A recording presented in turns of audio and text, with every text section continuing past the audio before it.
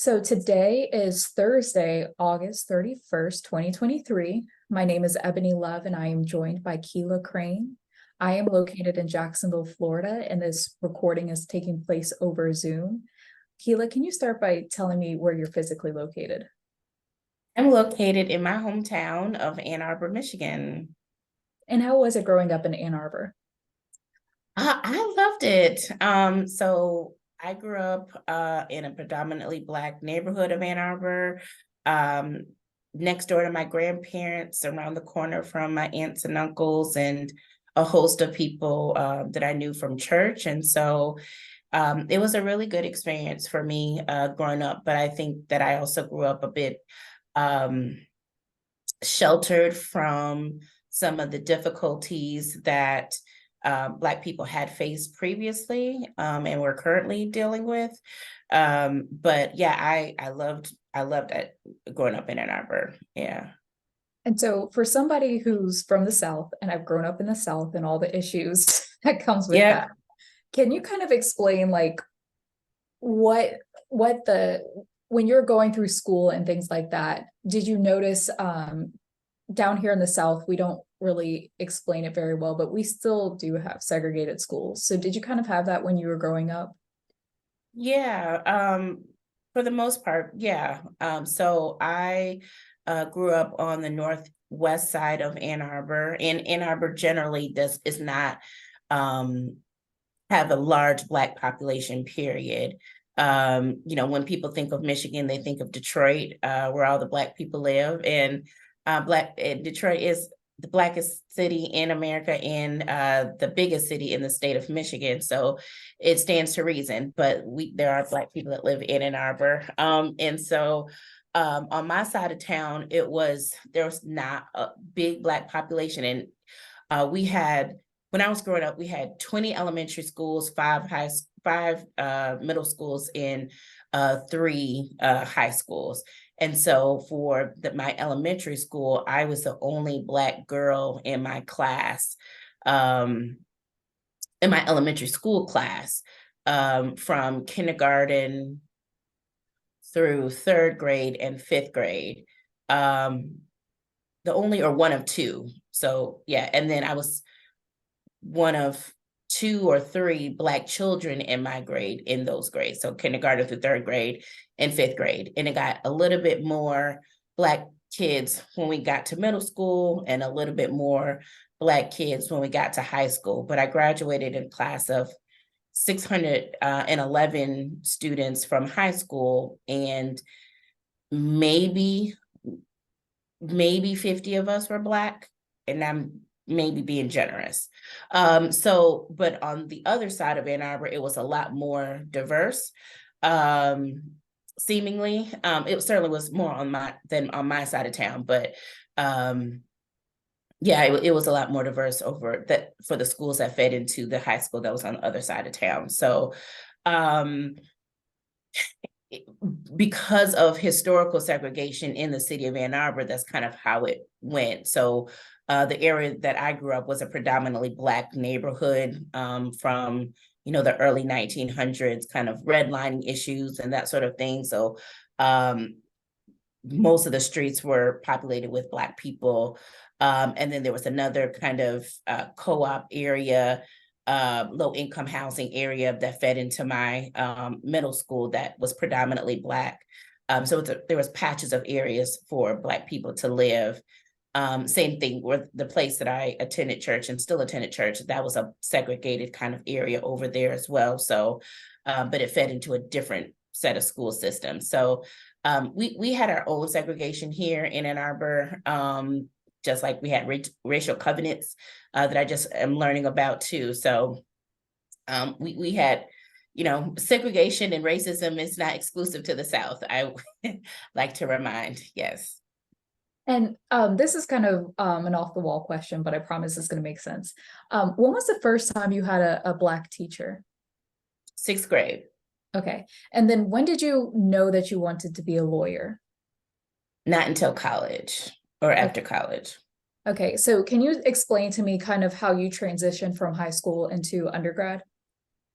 Yeah, so in my freshman year of high school, I decided I wanted to go on a Black college tour because I was tired of being the only Black kid in my class. I wanted to blend in as much as possible. And so I went on a Black college tour and actually toured in Florida. So we started at FAMU and went around to Edward Waters, and then went up to South Carolina and went to visit South Carolina State, which is where I wound up going. And so I had decided that I wanted to go to South Carolina State after leaving that trip, but went on another Black college tour visiting Maryland. So we went to Howard and Coppin State and Bowie State. And I just wanted to be able to blend in. And so that was kind of my trajectory from going from Ann Arbor to the South. And what made you decide on South Carolina State? I felt like Orangeburg at 14, right? So let's just kind of put it in context. At 14, 15, I felt that Orangeburg, which is where South Carolina State is located, was sufficiently similar to my hometown of Ann Arbor. It seemed like it was a small college town. The University of Michigan is here in Ann Arbor. And so it was a college town, but it was a small town. That's the only place I've ever lived was Ann Arbor. So I wasn't really comfortable going to, I didn't think that I wanted to go to a big city. I applied to go to Xavier in New Orleans, but I had never been to New Orleans, didn't know how big New Orleans was. I just, wanted to go there. So, but yeah, I thought that it would be comparable to my city. There was a lot of trees, and Ann Arbor, as its name kind of depicts, is filled with trees. And so I thought it would be an easy transition to be in Orangeburg.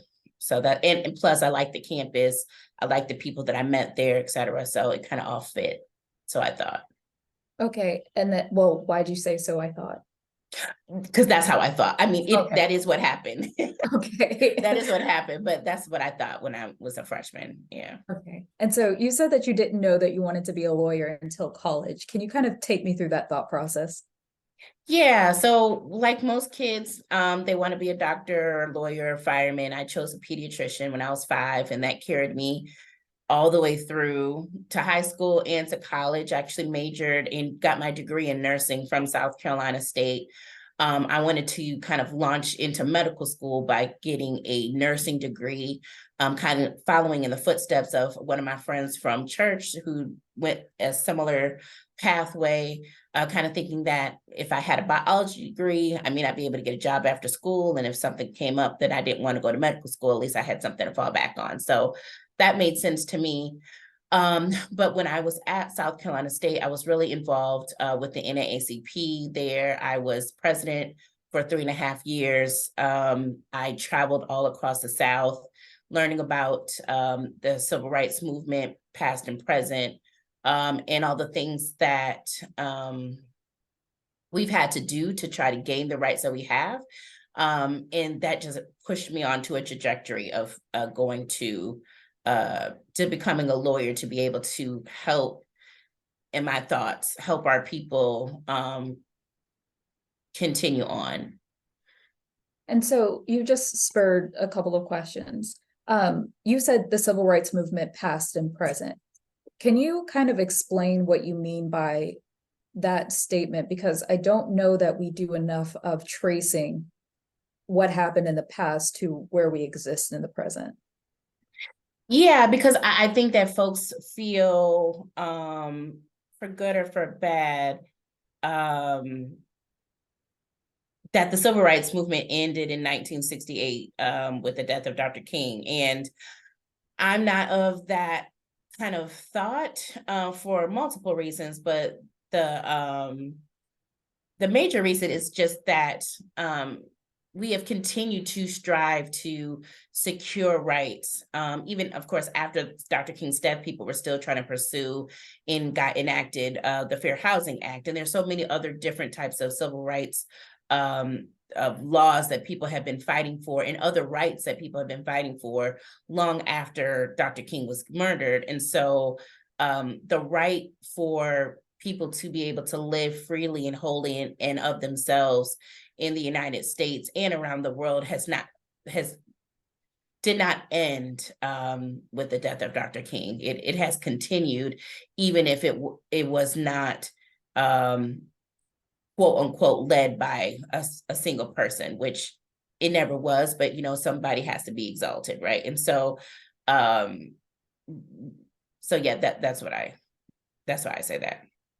So that's an interesting concept because I personally agree with the idea that it's a movement, it's not about one person specifically. Can you kind of expand on that idea that, the movement wasn't about one person or one leader, and that's how it's kind of stayed alive? Yeah, I mean, there's so many different people, even when we talk about the 20th century civil rights movement that worked to enact the laws that we have come to know and chart and for most people cherish. And while Dr. King took a brunt of the praise as well as the brunt of the abuse and ultimately was murdered for what he did, and there was other folks that also took the brunt of the assaults and were murdered in the pursuit of justice and equality. There are so many hundreds, if not thousands upon thousands of people who were in the streets, that were in the courtrooms, that were in organizations, or just in churches trying to help and push the movement forward, that never get a credit, that people never will know, or some people only know kind of hyper local, right? Like you're in there in Florida, and two of the people that I learned about, and actually I am reading the life of Henrietta Lacks, and their names came up in that book very early on, Harry and Harriet Moore, from Middle or South Florida, who worked hard to secure civil rights there in Florida and were killed. Their house was bombed on Christmas Day. And so I don't think that I would have known their names if I was not involved with the NAACP in college. But the work that they did should not be overlooked. It helped push Florida forward. And so that's why I say there's so many people who we only know a scratch surface of their story or don't know them at all, that work tremendously hard for civil rights, that we really owe a debt of gratitude to, as well as there's people today that are continuing to push for justice in so many different realms as it intersects with race, that people may never know. And so coming back to you and your career, so what made you want to run for president of the NAACP? I got tricked. I didn't want to do that. It just looked like I was a freshman. So I have the tendency of, I'm a joiner. I am the opposite of my mother. My mother is not a joiner. She does not do organizations. I am the complete opposite of her. And so I tried very hard when I went to South Carolina State to only do the job that I was assigned to do, which is work, my schoolwork. That lasted a semester. And so second semester, freshman year, I was asked to go take a trip to Columbia, South Carolina, the capital, to South Carolina NAACP meeting, training. And I said, okay, I'll go, get off campus, get to hang out with some folks. So I went up there and I came back. And then like a couple of days later, somebody nominated me to be president of the college chapter. And I was like, okay, I guess. And then I was running against this guy because the Alphas ran our yard at South Carolina State, and the Alphas had to be the president of every chapter on our campus for some strange reason. And so he was running just because he was trying to become an Alpha. And I was like, that's not good enough. So I ran and I won, and just nobody let me leave after I became president. So even though I tried to quit, they didn't let me quit. So, yeah. And for anyone who's listening to this who may not understand, yard is Oh, the campus, the the collegial type of part of the campus. So it is the main campus area, but you call it the yard where everybody hangs out, or, you know, yeah, the unofficial part of collegiate life. And so, for someone who went to a predominantly white institution or a PWI like me, Mhm. the yard, there is a location that is considered the yard. However, it's also a loose concept of this is where we're going to hang out, and like, do things that make us happy. And it's usually a predominantly Black space, even though you're at a predominantly white institution. And also, Alpha is short for Alpha Phi Alpha Fraternity Incorporated, which is Yes. the 9 Greek organizations that belong in, or historically Black Greek organizations. And now that's the end of my asides. How was Thank it? you. Yes, yes. How is it like you said that you wanted to go to an HBCU, which is historically Black college or university, because you wanted to be around people who looked like you. Mm-hmm. What was that like for your self-esteem as a young person growing into an adult? It was powerful. And it was an education that I would have never gotten otherwise, because it taught me about the diversity of Blackness.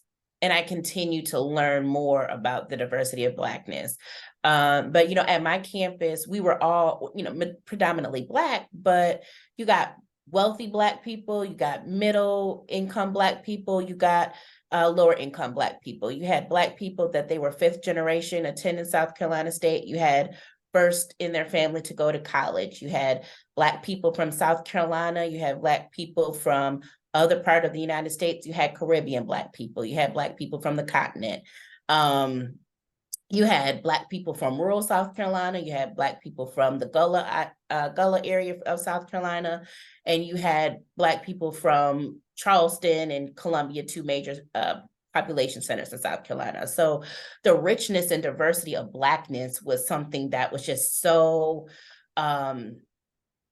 just enlightening to me, and that you don't get to hear enough about. Like, in more recent years, you've been able to see TV shows about the diversity of Blackness, or that depict the diversity of Blackness, but I just didn't see that a lot growing up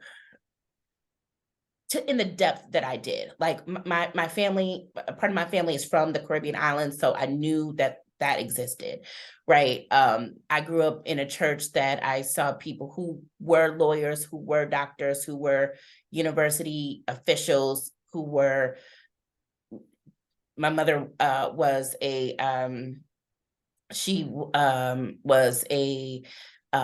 mental health professional. So all the way down the line. So you saw it, but you just didn't see it. I didn't see a lot of that diversity in people my age, which was just profound to me, and has kind of stuck with me. Yeah.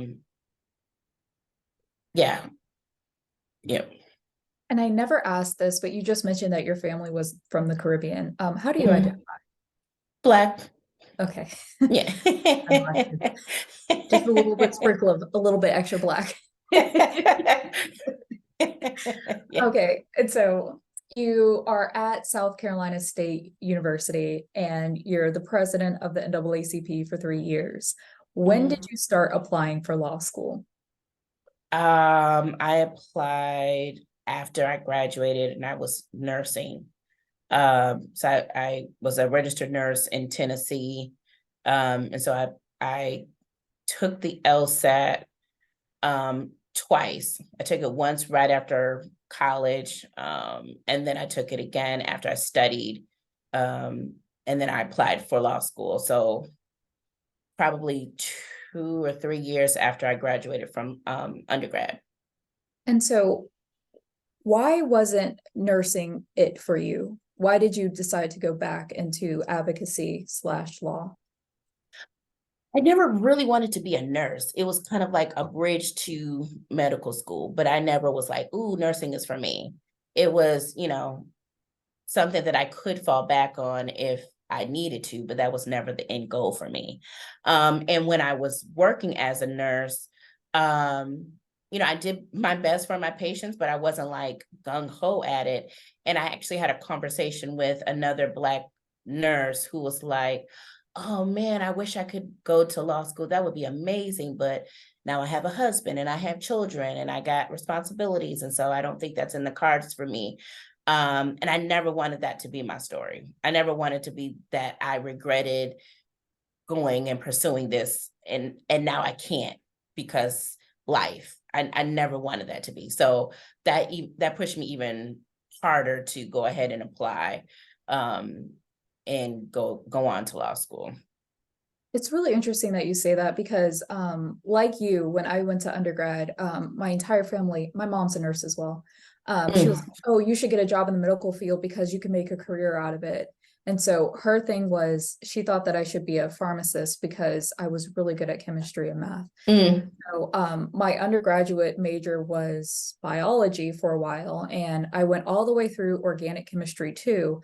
And I was sitting in class looking at the models on the screen, and I said, I hate this so much. Like, and the thing is, I was working as a pharmacy technician, so I had that license and I could work, and that was like my fallback.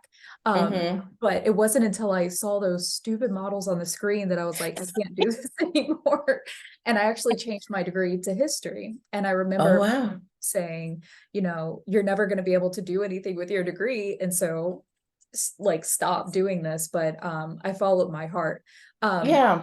for you, like what inspired you to have that fallback option? Like, I have to have this nursing degree as a fallback. Like, what was your thought process in that? Um, it was it was really the fact that once I decided that I'm pretty sure that I'm not going to medical school and I would likely want to go to law school or do something within civil rights, I was a junior. And I was like, I'm not changing my major. I'm about to be out of here. So I'm not giving South Carolina State extra money just Mhm. because, and I can utilize this degree until I figure out exactly that I want to go to law school or whatever I'm going to do. But yeah, that was really it, that I just didn't want to stay in in undergrad for extra years for nothing. So And then where did you end up going to law school? Howard. And why did you choose Howard? Um Howard chose me, I guess, really. I mean, honestly, so I it really is, I consider it to be divine intervention. I have no other way to explain it. So I applied to multiple schools and I got into Seattle University and I got into Howard, got waitlisted at University of North Carolina, Chapel Hill, and somewhere else. Um, and so I went to go visit Seattle University on their acceptance day. And my mother and I went out there um, for like like kind of like a late birthday something, and visited the campus. It was so gloomy in Seattle, and I was just like, oh no. But I was like, okay, it has a civil rights concentration. I know that's what I want to do. And so I was like on my way to Seattle. And I was out in LA for my birthday with one of my really good friends, and I bumped into randomly the admissions director for Howard at the time. And I was like, you look familiar. He was like, okay. And I was like, you do? I was like, well, do I know you from NAACP? He was like, no. And I was like, okay, I know who you are. I said, you're the admissions director at Howard Law School. He was like, yeah. And I was like, well, I've applied, but I have not heard back from y'all. He was like, well, what's your name? And I told him my name. He's like, well, where did you go to undergrad? And I said, South Carolina State. He was like, oh, I went to South Carolina State too. What's your name? And so I told him, he was like, all right, well, let me check back into this and I'll get back to you when I get back to DC. I said, okay. And so from there, like a couple weeks later, I got an acceptance letter and I was like, okay.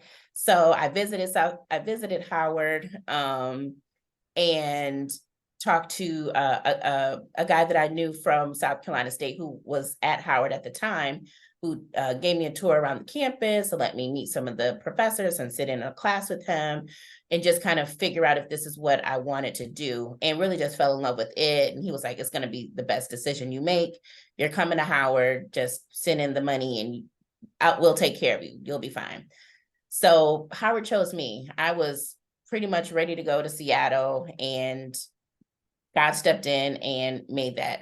Because I'm like, how else do you explain that two people randomly wound up in LA at the same place? It doesn't make any sense. So Howard chose me, and it was the best decision I didn't make again. So, yep. And one of the lessons in that story is the power of alumni networking.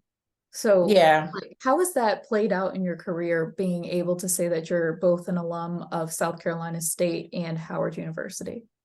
Oh, huge, huge. I mean, Naeem, I give all credit to Reggie McGahee, who was the admissions director at Howard at the time, and Naeem Moses, who he was a couple classes ahead of me at South Carolina State, and consequently a couple classes ahead of me at Howard, who, you know, showed me around and helped me out when I was at Howard. Yeah, it's big. I mean, Howard's network is international, and I can pick up the phone and tap somebody from Howard Law School, and I know that they would connect me with people that I need to be connected to or give me sound advice. I mean, we're a pretty tight network, and same with South Carolina State. When I got there, you know, there's a big network of folks in the DC area from South Carolina State, and they welcomed me and, you know, made sure that I was cool, especially in the few years after I finished law school. So, yeah, the network at both of my universities is really tight, and I definitely I would not be where I am here without the experience I had at South Carolina State and the experience I was able to have at Howard because of South Carolina State. And so we're going to transition a little bit into your life now. When you were talking about Seattle University, you said that they had a civil rights concentration. Mm-hmm. What does it mean to practice law in the civil rights arena, and how has your understanding of the definition changed over time? Oh, it's changed tremendously from the time that I walked into Howard until now. To me now, practicing civil rights means that you can do anything, but what my former boss, Kim Keenan, kind of told us when I was at the NAACP, was like, do you have a civil rights mindset? Like, how is your thought process when you're looking at the law and how you're applying it to a set of facts and looking at the Constitution and how it's interpreting? Because you could be at a big firm, you could be at a small firm, you could be at the Attorney General's office, you can be where I am at the Secretary of State's office for Michigan. And it's how you think about the world and how the world interacts with the laws in your state or in the country. It determines if you are a civil rights attorney, because there's only but so many jobs at the NAACP or the ACLU or LDF or wherever. But there's so much to do in order to ensure equal justice under law. And there's so many segments of civil rights. Like, a lot of folks, when they think about civil rights, they think immediately to, voting rights. But, I've worked in environmental law, which is absolutely a civil rights issue, or a racial justice issue. You know what I mean?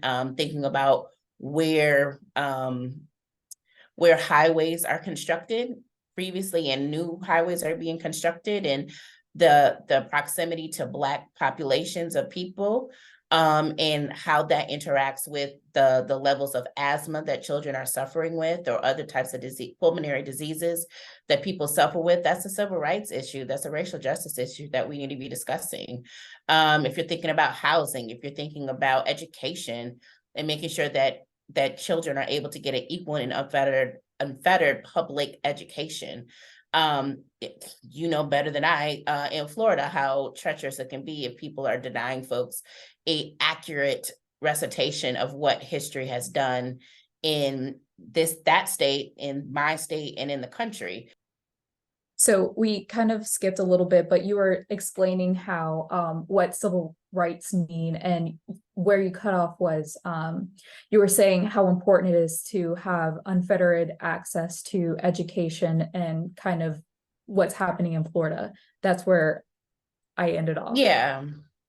So to not be so long-winded, so essentially, there's many opportunities to practice in civil rights. It's just kind of which area you're talking about, and then there's just also things that people never think about, which is motor vehicle credentialing, which is what I was talking about. Right as I was getting cut off, that we deal with IDs and driver's licenses in my office, and so people not being able to access an ID or driver's license, or they have their license suspended, but then get into a cycle of fines that they can't pay, and then they get their license suspended, and then they can't pay the fine, so it's suspended again. And without a public transportation opportunity, it really impacts people being able to get a driver's license to get to work or do any other thing that they need to do in the state. And it cuts across racial lines, especially with suspensions and fines and fees. And so that is something that could be considered a civil right, even though you don't have a right to drive, because of how it deals with racial justice. So it's a lot more broader. It's a lot more broad than I thought it could be when I walked into Howard. And so we kind of touched on this earlier. We talked about like the civil rights movement and how folks today think that it's over. But speaking about the NAACP specifically, how would you describe the organization and the work that it does today to someone who might think that the organization is obsolete? Yeah, Derek Johnson, who I've known for many years, is doing an extraordinary job of leading the NAACP in its second century. And the work that they're doing is a lot of that quiet, long-lasting work that people don't give organizations like ours credit for. A lot of people think that, you have a march and that's it. But there's so much that goes into preparing for a march, getting the information so that that you actually need to have a march, to be able to work with public officials after a march to let them know that we're not kind of going away from this issue, to making sure the public understands why you're even having a march, and galvanize support for the issue that you're actually marching about, if you're just talking about marching. But they are delving into so many other areas that I don't even think that they would have thought about in 1909, when they were just trying to stop folks from being able to lynch Black people without any kind of recourse. And so the NAACP does wonderful work all around the country, uncovering issues that may go without any kind of daylight, but for the work that volunteer members of our branches and youth councils and college chapters do across the country. So I always think about, like, when stuff happens, people call on the NAACP. The office is replete with letters from individuals, from people who are incarcerated, asking the NAACP to help them. So people know when they need somebody, they still call on the NAACP. It may not be always in your face, but we can see now, with the types of laws that we need to have issued on the state and federal level, the types of issues that we keep seeing in the public eye, the NAACP and other organizations that do the work that the NAACP does are needed, certainly now more than ever, as well as organizations that have the ear of elected officials and can push elected officials and the agencies that they serve to actually make public policy changes. people, especially marginalized groups, need organizations like the NAACP much more than they give them the credit for. Okay, and so you had said earlier that you work for the Secretary of State of Michigan. Mm-hmm. What does the Secretary of State do, and why is the office important? Yeah, so we are the oldest office in the state of Michigan. We do ID credentialing, like I was talking about before. So issuing driver's licenses, state IDs, registering your vehicles. We are the chief elections officer for the state of Michigan. So making sure that you are registered to vote. We make sure that that campaigns are authorized to be on the ballot. We work with our state board of canvassers who certify all of our elections, and making sure that the public understands how elections work from start to finish. We also are the Office of the Great Seal. So people who need documents authenticated come to us. We interact with our sister agencies. So when people are new arrivals to Michigan and they need an ID, or people who may be victims of human trafficking and need to get out of the state quickly, but may not have an ID because their abuser took all of their credentials, we help with that. So we are the most public facing entity in the state of Michigan, working with pretty much all of the 10 million people that call Michigan home. So we are very busy office in both peninsulas in our state. Michigan has been in the news a lot, as has Georgia and Florida and Washington, D.C., because of what happened in 2020. And I won't delve into too much about what happened in 2020, but we can talk about it. It's okay. well, like, what would you like to share about, what happened in 2020, and like where your responsibilities as both an attorney and somebody who has a civil rights mindset fall? Yeah. 2020 is not over for Michigan by a long shot. So as I stated, the secretary is the chief elections officer in our state. And so in the midst of a pandemic, we're trying to prepare our state for the presidential election, making sure that they understood how to exercise their right to vote. Michigan voters had enacted new rights into our state constitution in 2018. So this was the first presidential election, first major election, period, presidential or gubernatorial, when those rights could be enforced. And so we were really busy trying to make sure that our residents understood how they would be able to exercise their right to vote in a safe manner, because the pandemic was raging in our state.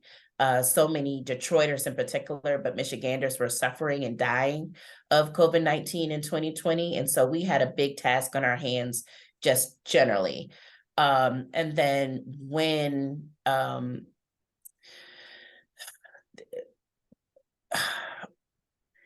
it deserves a book, Ebony. Yes. But I was just talking to my boss about it too, that we have got to memorialize that somehow, about what we went through. I think, so after we were trying to prepare the public that because of the pandemic, and the level of the number of people that were going to vote at home because of the pandemic, there was not going to be an announcement about who won Michigan on the date of the presidential election. And we were able to kind of help folks understand that. And so the secretary had us out just trying to check on precincts across the state and make sure everybody was doing okay. And I came back home, and then the next day I went to what is now called Huntington Center, I believe. And there was just it was busloads of people coming to that center to there's no other better term for it, basically intimidate the people that were trying to count the ballots of Detroit voters in that election. And we had something like 70 different lawsuits after that election.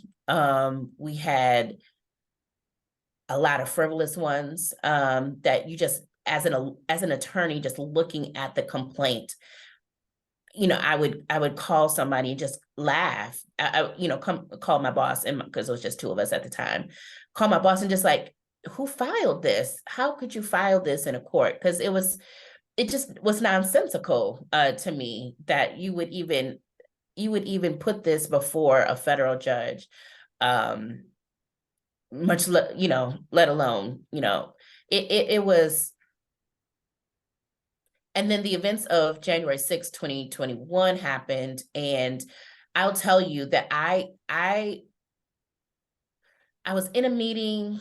Of course, everybody was at home, but I was working, and somebody texted me, was like, you need to turn on the TV. And I'm like, okay. So I got my laptop and brought it to my living room and turned on the TV, was doing work. And I just started laughing because it was one of those awkward laughs that I just could not believe what I was seeing. And then I immediately in my head said, that could never have been us. That could never have been Black people at any point in time doing this. And it would not have just been raining blood in the streets. It would never have happened. And so I was outraged at the level that these people were able to break into the capital of the United States with seemingly little to no resistance, while peaceful protesters a couple of months prior to that were beaten, and ushered out when they were peacefully protesting so that the president at the time could take a photo op with an upside down Bible. Like it blew my mind. And there were so many different emotions, to be honest with you. But again, like I said, we're still dealing with lawsuits from 2020. We are still dealing, I still am not, I don't like to go into too many crowds still because of what happened at the TCF Center.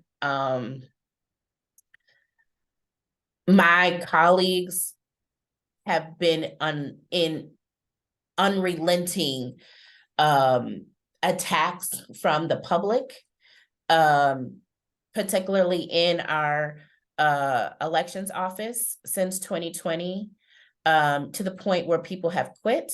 People have wanted to quit. I was concerned for their mental and physical safety, or their health for several of them. It has been difficult all the way around since probably June, definitely August of 2020. Not to mention the just erosion of our democracy and how people think that it's funny or that it doesn't mean anything when you just say lie after lie after lie after lie, and that there's no consequence for it. Because some people take what you say to heart and will do dangerous things to people who are trying to administer an election in the state as the Constitution requires. So I am looking to see what happens in my state and in Georgia and in DC as these trials come about. But I just hope that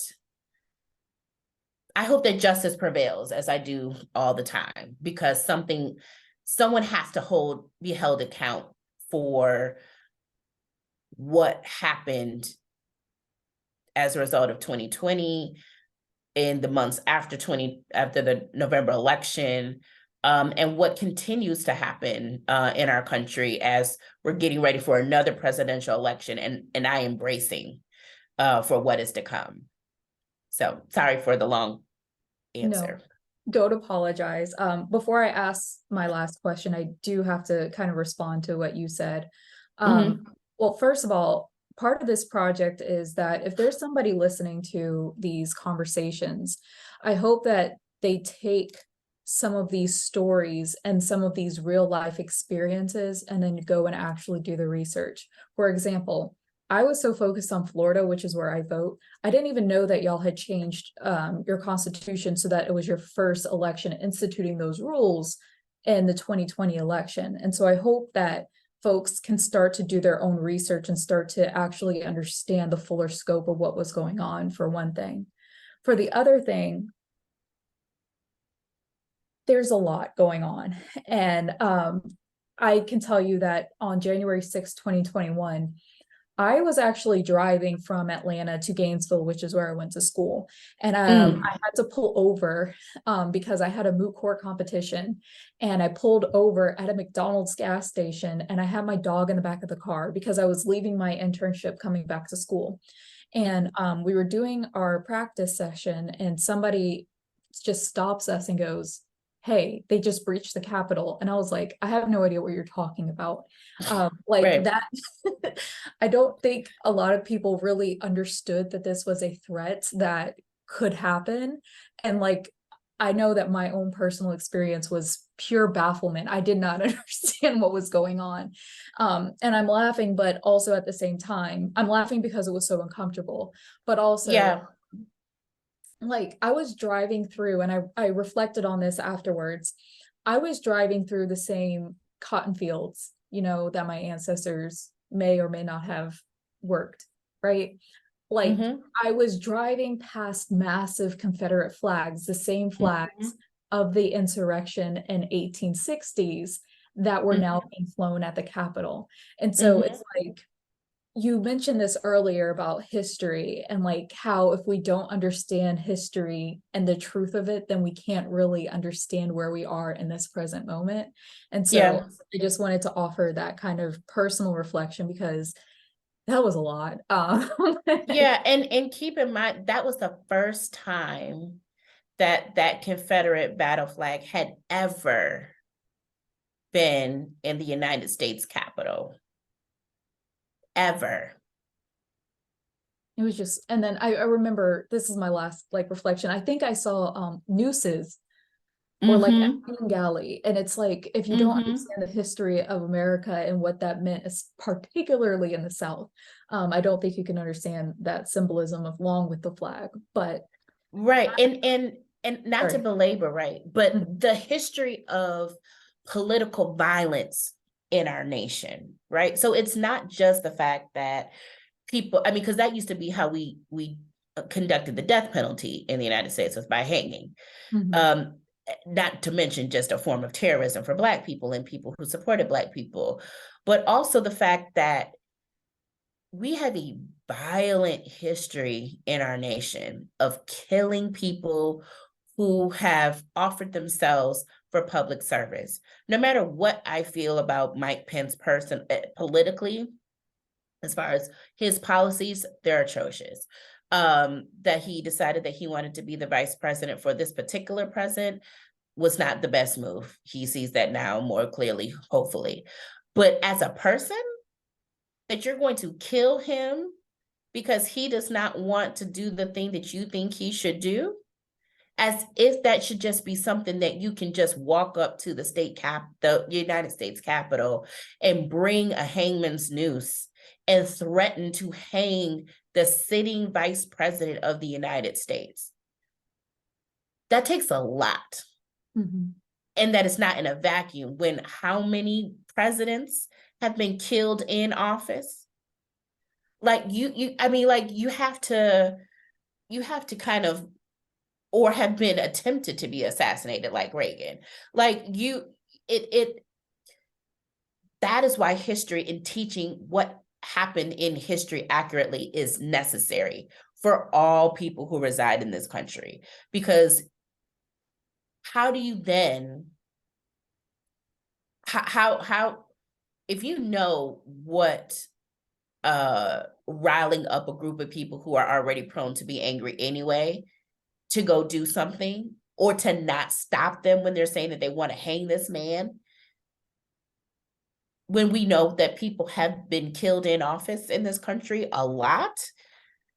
Like, it is that is what kind of continues to blow to yeah, I, it is outrageous.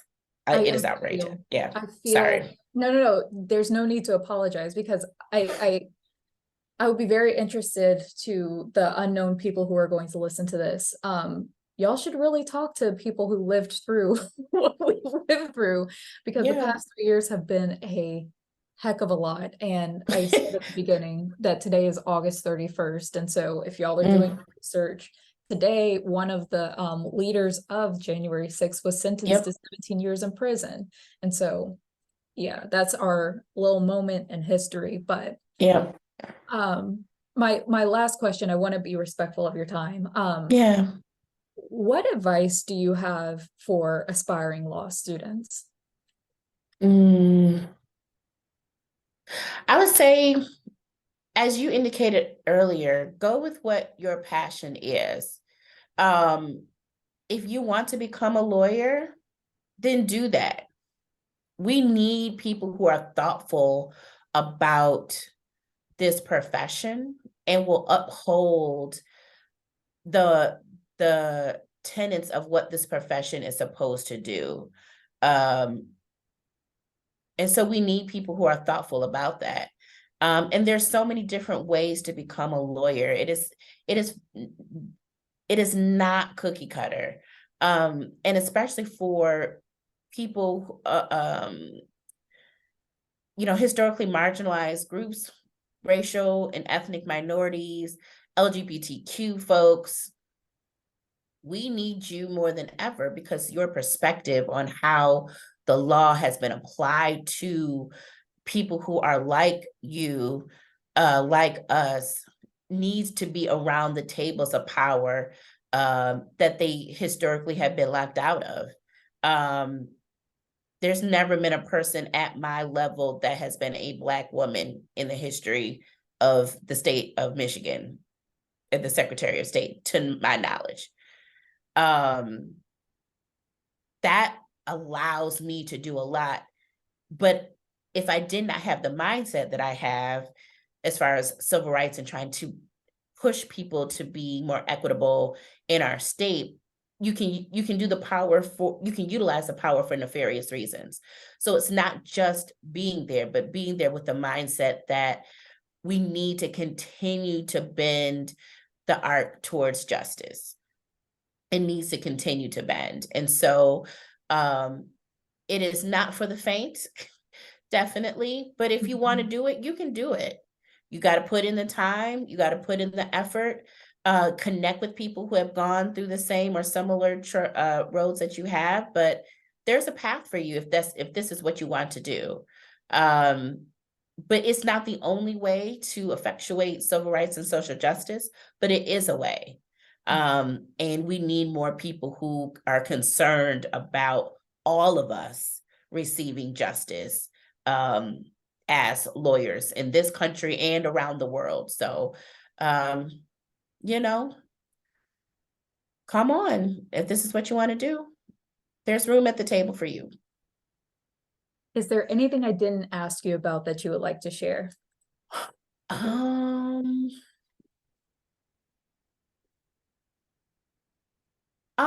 I would say that I'm really excited for the number of women that are coming into the profession.